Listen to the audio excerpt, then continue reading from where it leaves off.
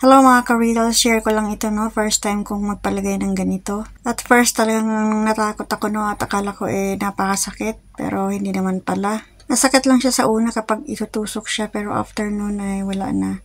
At kapag ginagalaw ni Lola yan, ayan, nagkakaroon siya ng pakiramdam na parang namamanhid sa loob. At yun nga daw ang maganda dahil umi-effect daw po yan kapag namamanhid ang pakiramdam mo.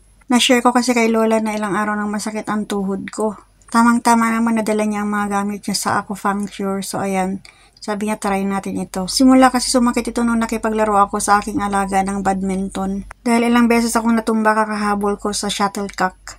Nag-escort kasi ako sa mga alaga ko ay ayaw naman makipaglaro ng kanyang kapatid. Kaya ako ang nakipaglaro doon sa isa dahil sayang yung oras at yun ay binabayaran. So ayan nga, ang napala ko, sumakit ang tuhod ko at nagkaroon naman ng ginhawa nung after ng acupuncture. Pero until now ay meron pa rin talagang pain sa aking tuhod, no?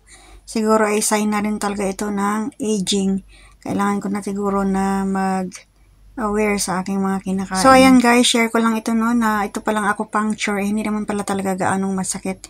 Para lang siya kagat din ng langgam. Hindi naman kasi binabaon talaga lahat ang needle sa loob, sa balat lang. Kaya hindi masyadong masakit. Thank you for watching. Have a nice day. God bless us all. Please don't forget to follow, like, and share my video.